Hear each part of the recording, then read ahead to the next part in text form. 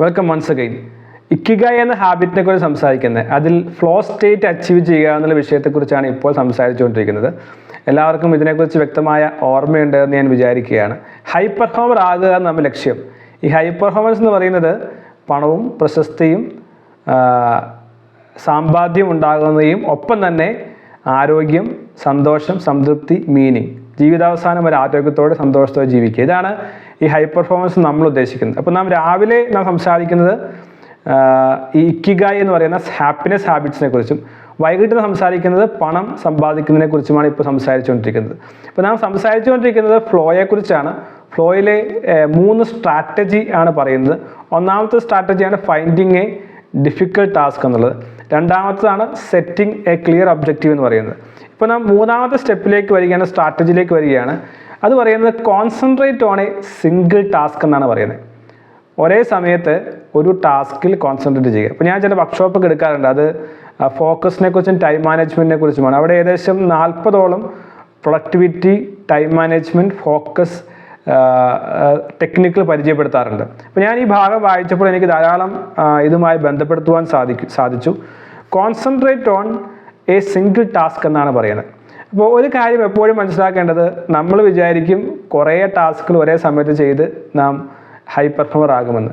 പക്ഷെ ഇല്ല എന്നാണ് ഈ പുസ്തകവും പറയുന്നത്. ഒപ്പം തന്നെ പല പഠനങ്ങളും നമ്മെ പഠിപ്പിച്ചു തരുന്നത്. അപ്പോൾ പലപ്പോഴും നാം മൾട്ടി ടാസ്ക് ചെയ്യുന്നവരാണ്. ഒരു ടാസ്ക് ചെയ്യാതെ പല ടാസ്ക് ചെയ്യുന്നുണ്ട് ഒന്ന്.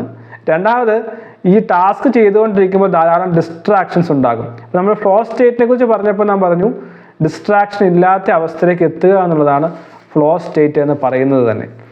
അപ്പോൾ ഈ ഡിസ്ട്രാക്ഷൻസിനെ ഒഴിവാക്കുക എന്നുള്ളത് തന്നെയാണ് രണ്ടാമത്തെ ഭാഗമായിട്ട് ഇവിടെ വരുന്നത്.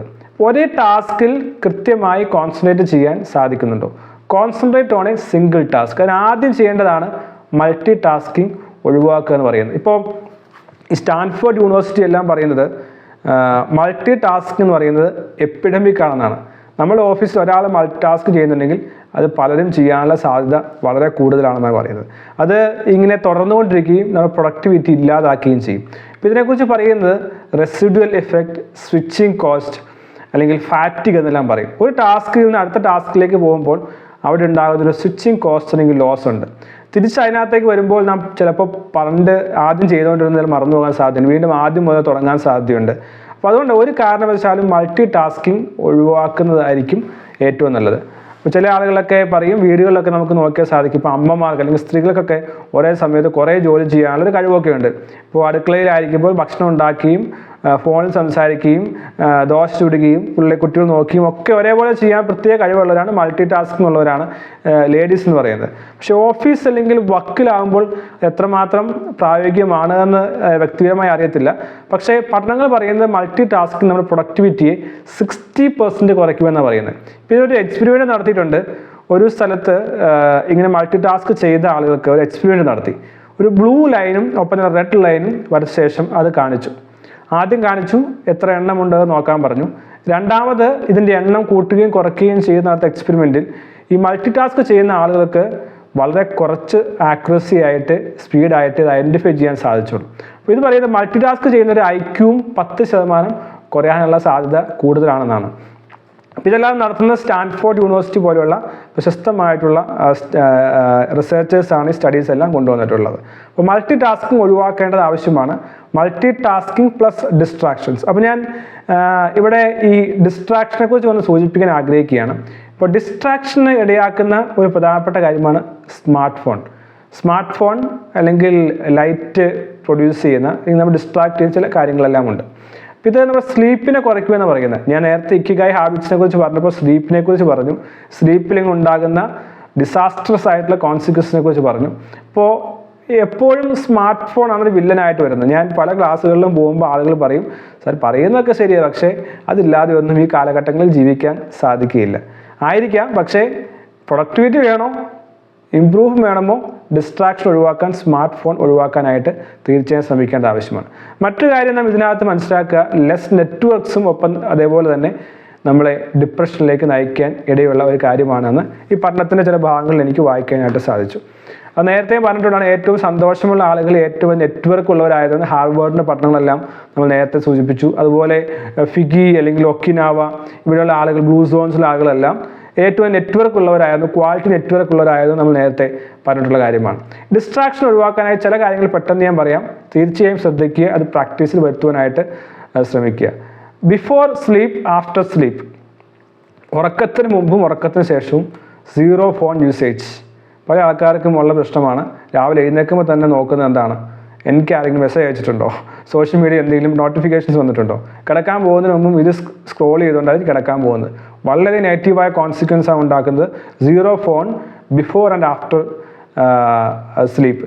പലപ്പോഴും ഞാൻ പല പഠനങ്ങളും വായിച്ചിട്ടുണ്ട്, രാവിലെ എഴുന്നേറ്റ് സോഷ്യൽ മീഡിയ നോക്കുന്നവർ ഡിസ്ട്രാക്റ്റഡ് ആകുകയും അന്നത്തെ ദിവസം പ്രൊഡക്ടിവിറ്റി കുറയാനുള്ളതിൻ്റെ പ്രത്യേക കാരണം ഇതാണെന്ന് പറയുന്നുണ്ട്. ഫോൺ അകലെ വെക്കുക, കീപ്പ് അവേ. ഒരു ജോലി ചെയ്യുമ്പോൾ കോൺസെൻട്രേറ്റഡായി ജോലി ചെയ്യണമെങ്കിൽ ഫോൺ അകലെ വെക്കുക, മാറ്റി വയ്ക്കുക, ഫോണില്ലാതെ ചെയ്യാൻ നോക്കുക.